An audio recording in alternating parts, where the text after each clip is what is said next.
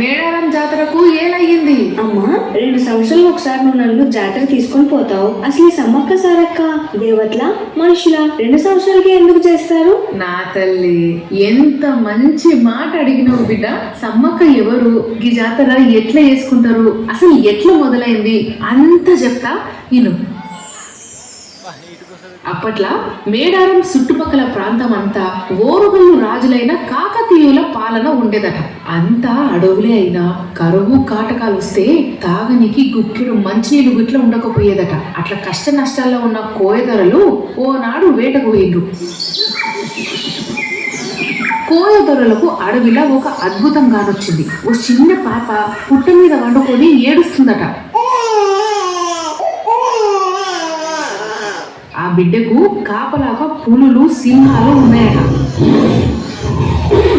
ఓ జగన్మాత, నాకు పిల్లలు లేరనే బాధను చూసి నువ్వే ఈ పాప రూపంలో వచ్చావనుకుంటున్నా తల్లి. ఈ పాపని తీసుకునే అనుమతి నాకు ఇవ్వమ్మా.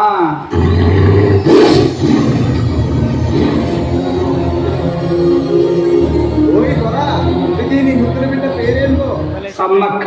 సమ్మక్క సమ్మక్క నిజంగానే దేవత లెక్క ఉండేదట. ఆమె చేత్తోని ఏ మందిచ్చినా ఎసోంటి రోగమైనా తగ్గిపోయేదట.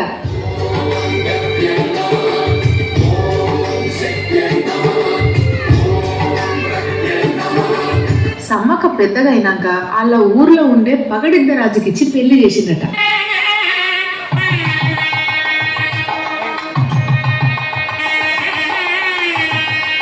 కొన్ని ఏళ్ల తర్వాత సమ్మక్కకు జంపన్న, నాగులమ్మ, సారక్క అని 3 పిల్లలు పుట్టినట.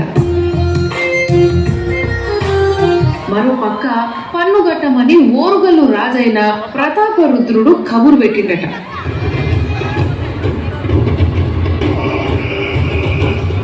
కరువు కాలంలో పన్ను కట్టలేనని పగడిద్ద రాజు ఎంత ఏడుకున్నా రాజు మనసు అస్సలు కరగలేదట. పన్ను కట్టనందుకు పగడిద్ద రాజుపై యుద్ధం ప్రకటించిండు ప్రతాపరుద్రుడు.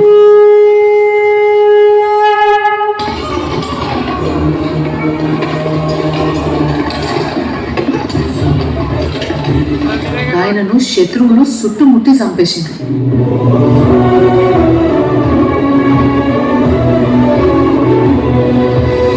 భర్త సావు కబురిన్న సమ్మక్క తన పిల్లలతోని యుద్ధానికి దిగింది.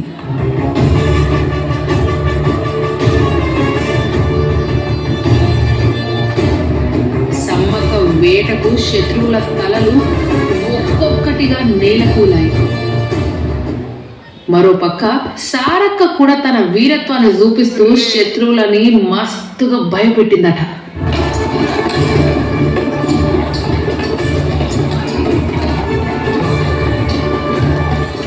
సమ్మక్క కొడుకైన జంపన్న శత్రువులతోటి పోరాడి సంపంగి వాగుల పానాలు ఇచ్చింది. అప్పటి నుంచి ఆ వాగుకి జంపన్న వాగు అని పేరొచ్చింది.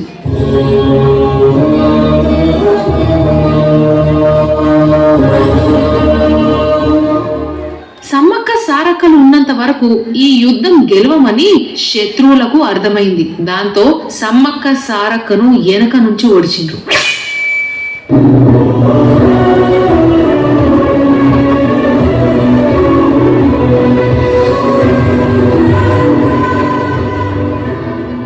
సమ్మక్క మాత్రం వంటి నిండా గాయాలతోని చిలుకల గుట్ట వైపు ఎల్లసాగిందట.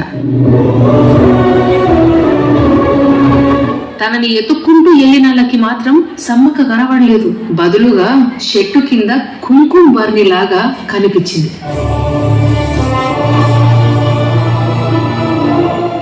ఆ కుంకుమ బర్ని ఆ సమ్మక్క అని భక్తుల నమ్మిక. ఆ కుంకుమ బర్నిని చూస్తూ ఉన్న వాళ్ళకి ఆకాశం నుంచి మాటలు వినబడేయట. ఇంతకాలం నుండి కంటికి రెప్పల కాచుకొని ఉన్నాన్రా. ఇప్పుడు ఈ కుంకుమ రూపంలో నేను, పసుపు రూపంలో నా కూతురు సారలక్క కొలువై మిమ్మల్ందరినీ కడుపులో పెట్టుకొని చూసుకుంటాము. ఇది సమ్మక్క సారక్క మాట. ప్రతి 2 ఏళ్లకొకసారి నా కూతురికి నాకు ఘనంగా జాతర జరిపించండి. ఎల్లవేళలో మీతో ఉంటూ మిమ్మల్ని రక్షిస్తూ ఉంటాం. అప్పటి నుండి 2 ఏళ్లకోసారి జాతర ఘనంగా చేయబడ్డారు. అయితే పదమ్మా, మనం కూడా పోదాం.